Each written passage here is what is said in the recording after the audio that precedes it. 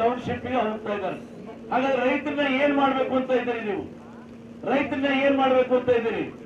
ಈ ರಾಜ್ಯದ ರೈತ ಬಂದ್ರೆ ನೀವು ಉದ್ಧಾರ ಆಗೋದಿಲ್ಲ. ರೈತ ಇವತ್ತು ಅತ್ಯಂತ ಬರಗಾಲ ಬಿದ್ದಿದೆ, ಮಳೆ ಇಲ್ಲ, ಬಿತ್ತಿದ ಬೀಜಗಳು ಹುಟ್ಟಲಿಲ್ಲ, ಎಲ್ಲೋ ಒಂದಷ್ಟು ಹುಟ್ಟಿದೆ. ಆದ್ರೆ ಇವತ್ತು ಅದಕ್ಕೆ ಏನೋ ದೇವರು ಮಳೆನೂ ಕೂಡ ಕೊಟ್ಟಿಲ್ಲ. ಇವತ್ತೇನೋ ನಮ್ಮ ವಿಜೇಂದ್ರ ಅವರು ಇಲ್ಲಿ ಬಂದ್ರು ಅಂತ ಒಂಚೂರು ಮಳೆ ಆಯ್ತು ಅಂತ ಕಾಣ್ತದೆ.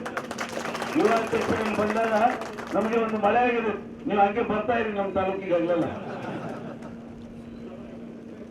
ಹಾವೇರಿ ಜಿಲ್ಲೆಗೆ ಆಗಿದೆ, ಬಹಳ ಬರ್ತಾ ಇದೆ ನಮ್ಮ ಹಾವೇರಿ ಜಿಲ್ಲೆಗೆ. ಅದಕ್ಕೆ ಮೊನ್ನೆ ಹಾವೇರಿ ಬಂದಾಗ ಅದೇ ಹೇಳಿದಪ್ಪ, ಯಡಿಯೂರಪ್ಪನವ್ರು ಬಂದ್ರೆ ಬರಗಾಲ ಬರ್ತಿರ್ಲಿಲ್ಲ. ಯಡಿಯೂರಪ್ಪನ ಹೇಳಿದ್ದೆ ಶೃಂಗೇರಿ ಒಂದು ಮಂತ್ರದಲ್ಲಿ. ಸಿದ್ದರಾಮಯ್ಯನವರು ಮುಖ್ಯಮಂತ್ರಿ ಆಗಿದ್ರು ಅವತ್ತಿನ ದಿವಸ ನಾನು ಹೇಳಿದ್ದೆ, ಯಡಿಯೂರಪ್ಪನವರು ಬಂದ್ರೆ ಪ್ರವಾಹ ಬರ್ತದೆ, ಉಳಿದವರಿದ್ರೆ ಬರಗಾಲ ಬರ್ತದೆ ಅಂತ ಹೇಳಿದ್ದೆ. ಇವತ್ತು ಅವರ ಒಂದು ಸಂತತಿ ಮತ್ತು ನಮ್ಮ ರಾಜ್ಯದ ಅಧ್ಯಕ್ಷರು ಎಲ್ಲೆಲ್ಲಿ ಬರ್ತಾರೆ ಅಲ್ಲಿ ಮಳೆ ಆಗ್ತಾ ಇದೆ. ಅದಕ್ಕೆ ಅವರು ಹಗಲು ರಾತ್ರಿ ದಿನ ರಾಜ್ಯ ಎಲ್ಲ ಸುತ್ತಾ ಇದ್ದಾರೆ. ಹೆಂಗಾರಾಗ್ಲಿ ಮಳೆ ಆಗ್ಲಪ್ಪ ಅಂತಾಗೆ ನಮ್ಮ ರೈತರು ಬದುಕೊಂಡ್ರೆ ಸಾಕು ಅಂತ. ಯಾಕೆಂದ್ರೆ ಹುಲಿ ಹೊಟ್ಟೆಯಲ್ಲಿ ಹುಲಿನ ಹುಟ್ಟುತ್ತೆ ಅಲ್ವಾ? ಇವತ್ತು ಯಡಿಯೂರಪ್ಪನವರು ಹುಟ್ಟು ಹೋರಾಟಗಾರರು, ರೈತ ಪರ ಚಿಂತಕರು, ರೈತರ ಪರವಾಗಿ ಇವತ್ತು ರೈತ ನಾಯಕರು ಅನ್ಸ್ಕೊಂಡಂತವರು ಇವತ್ತು ಅವ್ರ ಹೆಸರನ್ನ ಉಳಿಸುವಂತ ಕೆಲಸವನ್ನ ಇವತ್ತು ನಮ್ಮ ವಿಜೇಂದ್ರ ಅವರು ಕೂಡ ಮಾಡ್ತಾ ಇದ್ದಾರೆ. ಇವತ್ತು ಈ ಸರ್ಕಾರ ರೈತರ ಪರವಾಗಿ ಯಾವ ಕಾರ್ಯಕ್ರಮಗಳನ್ನು ಕೂಡ ಮಾಡ್ತಾ ಇಲ್ಲ. ಯಾವ ಕಾರ್ಯಕ್ರಮದಲ್ಲಿ ಇದ್ದಂತ ಎಲ್ಲಾ ಕಾರ್ಯಕ್ರಮ ಬಂದಾಗಿದ್ದಾವೆ.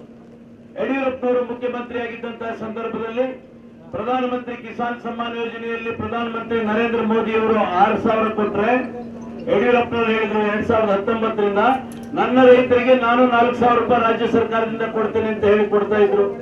ಇವತ್ತು ಆ 4,000 ಕೊಡೋದನ್ನ ಬಂದ್ ಮಾಡಿದ್ದಾರೆ. ಹೇಳಿದ್ರೆ ಏನ್ ಹೇಳ್ತಾರೆ, ನಿನ್ನ ಹೆಂಡತಿಗೆ 2,000 ಕೊಡಲ್ಲ ನೀವು? ಎಂತ ಉದ್ದಟಲ್ ಮಾತ್ರಿ.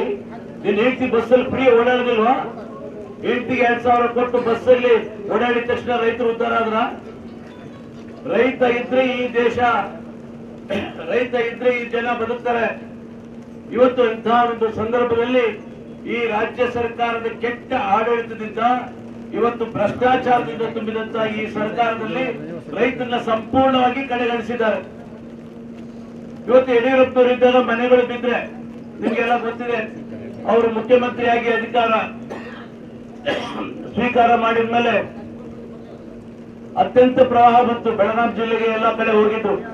ಹೋದಂತಹ ಸಂದರ್ಭದಲ್ಲಿ ಯಡಿಯೂರಪ್ಪನವರು ಒಂದೇ ಮಾತನ್ನ ಹೇಳಿದ್ರು, ಈ ಬಡ ರೈತರಿಗೆ ಬಿದ್ದಂತ ಮನೆಗಳನ್ನ ಕಟ್ಟಲಿಕ್ಕೆ ನಾವು ಕೊಡಂತ 90,000 ಯಾವ್ದಕ್ಕಾಗ್ತದ್ರಿ, 5 ಲಕ್ಷ ಕೊಟ್ಬಿಡೋಣ. ಅದಕ್ಕೆ ಫೈನಾನ್ಸ್ನವ್ರು ಅಡ್ಡ ಮಾಡಿದ್ರು, ಇದು ಆಗೋದಿಲ್ಲ ಸರ್. ನಾ ಹೇಳಿದಷ್ಟು ಬಾಳಯ್ಯ, ನಮ್ಮ ರೈತರು ಬದುಕೊಂಡು ನೋಡೋದಂತ 4,10,000 ರೂಪಾಯಿ ರಾಜ್ಯ ಸರ್ಕಾರದಿಂದ ಕೊಟ್ಟು ಕೇಂದ್ರ ಸರ್ಕಾರ ಯೋಜನೆಗೆ 5 ಲಕ್ಷ ಮಾಡಿಕೊಟ್ಟಂತ ಹೆಮ್ಮೆ ಕೀರ್ತಿ ಇದ್ರೆ ಅದು ಯಡಿಯೂರಪ್ಪನವರು. ಇವತ್ತು ಅದನ್ನು ಮಾಡಿದ್ರು. ಬಸವರಾಜ ಬೊಮ್ಮಾಯಿ ಅವರು ಮುಖ್ಯಮಂತ್ರಿಗಳಾಗಿದ್ದಂತಹ ಸಂದರ್ಭದಲ್ಲಿ ರೈತ ವಿದ್ಯಾನಿಧಿಯನ್ನ ಕೊಟ್ಟಿವಿ. ನಾವು 8ನೇ ಕ್ಲಾಸಿಂದ ಹಿಡಿದು PUC ಡಿಗ್ರಿ, ಮಾಸ್ಟರ್ ಡಿಗ್ರಿ ಓದಂತವ್ರಿಗೆ 50,000 ಕೂಡ ರೈತ ವಿದ್ಯಾನಿಧಿ ಕೊಟ್ಟಿವಿ. ಇವತ್ತು ಅದನ್ನು ಕೂಡ ನಿಲ್ಲಿಸಿದ್ದಾರೆ.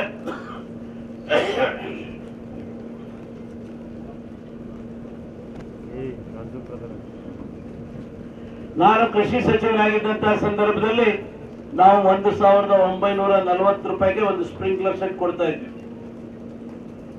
ಇವತ್ತು 4,000, 4,500 ಆಗಿದೆ. ಕ್ವಾಲಿಟಿ ಇಲ್ಲ.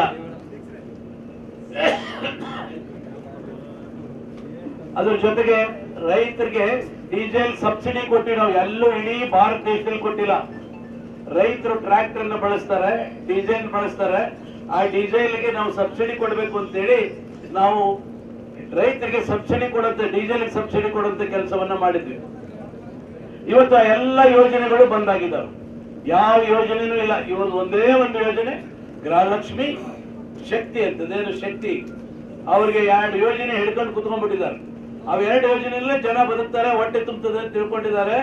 ಆದ್ರೆ ಒಕ್ಕಲಿಗ ಒಕ್ಕಿದರೆ ಬಿಕ್ಕು, ಒಕ್ಕಲಿಗ ಒಕ್ಕಿದರೆ ಉಕ್ಕುವುದು ಜಗ, ಒಕ್ಕಲಿಗ ಒಕ್ಕದರೆ ಬಿಕ್ಕುವುದು ಜಗವೆಲ್ಲ ಅಂತ ಹೇಳ್ತಾರೆ. ಇವತ್ತು ಆ ರೀತಿ ರೈತ ಒಕ್ಕಲನ್ನು ಮಾಡದೇ ಇರುವಂತ ಪರಿಸ್ಥಿತಿ ನಿರ್ಮಾಣ ಆಗಿದೆ. ರಾಜ್ಯ ಸರ್ಕಾರ ಸಂಪೂರ್ಣವಾಗಿ ಸೋತು ಹೋಗಿದೆ. ಇವತ್ತು ರೈತರ ಪರವಾಗಿ ಯಾವುದೇ ಒಂದು ಕಿಂಚಿತ್ ಯೋಚನೆ ಕೂಡ ಮಾಡ್ತಾ ಇಲ್ಲ. ಅಲ್ರಿ ನಿಮ್ ಬಿಡದಿ ಟೌನ್ಶಿಪ್ ಬಗ್ಗೆ ಬಡ್ದಾಡ್ತೀರಿ ನೀವು. ಅದರಿಂದ ಯಾಕಪ್ಪ ಬೆಂಗಳೂರು ಬೆಳಿಬೇಕು? ಯಾಕೆ ಬೆಂಗಳೂರು ಬೆಳಿಬೇಕು? ಮಹಾರಾಷ್ಟ್ರದಲ್ಲಿ ನೋಡಿ 10 ಇದು ಸಿಟಿ ಇದಾವೆ. ಬೇರೆ ಬೇರೆ ನಗರಗಳಿಗೆ ಬನ್ನಿ, ದಾವಣಗೆರೆ ಬೆಳೆಸಿ, ಹುಬ್ಬಳ್ಳಿ ಬೆಳೆಸಿ, ಬಿಜಾಪುರ ಬೆಳೆಸಿ, ಗುಲ್ಬರ್ಗ ಬೆಳೆಸಿ. ಬರೀ ಬೆಂಗಳೂರು ಬೆಳೆದ್ರೆ ಇನ್ನೊಂದು 5 ವರ್ಷ ಹೋದ್ರೆ ಕುಡಿಯಕ್ ನೀರು ಕೊಡಕ್ಕಾಗೋದಿಲ್ಲ ಬೆಂಗಳೂರು ಜನಕ್ಕೆ.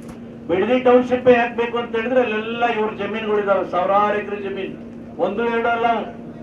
ನೀವು ನೋಡ್ಬೇಕು, ಸಾವಿರಾರು ಎಕರೆ. ಇವತ್ತು 1 ಎಕರೆಗೆ 2 ಕೋಟಿ 3 ಕೋಟಿ ರೂಪಾಯಿ.